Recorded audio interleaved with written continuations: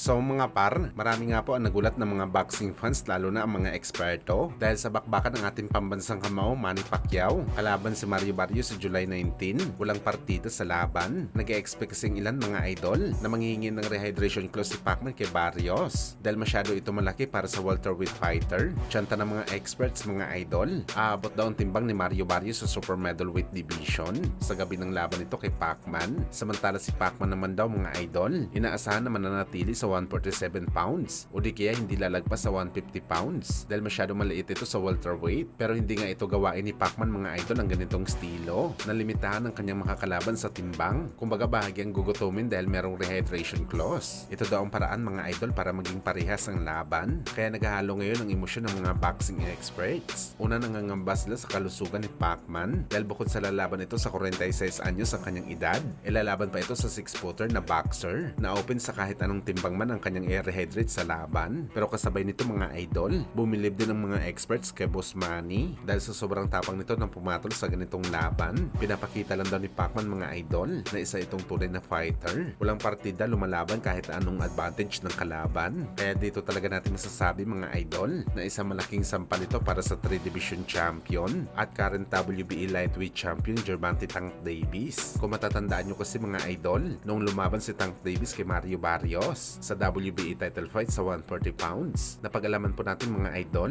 na meron palang rehydration clause ang laban ng dalawang fighter. Bawal lumagpas sa 10 pounds si Barrios sa pag-rehydrate nito. At sa mga oras na yun mga idol, masyadong bata pa si Tank Davis. Kumbaga kasagsagan ng kanyang kalakasan sa bakbakan. Pero takot ito lumaban kay Mario Barrios sa natural nito na timbang at nangingi ito ng partida para lumamang kahit papano sa bakbakan. Dito talaga natin makikita mga idol ang level ng tapang ni Gervonta Tank Davis at Manny Pacquiao. Masasabi natin mga idol na enhance ang tapang na meron si Tank Davis. Kay Manny Pacquiao mga idol, natural na belt-in na sa kanya ang tapang sa bakbakan. Walang kahit sino-sino basta lumalaban sa natural na paraan. Kaya manalo man o matalo si Pacman kay Barrios mga idol. Kaya ngayon pa lang mga boss, super proud na tayo sa nag-iisang 8th Division World Champion.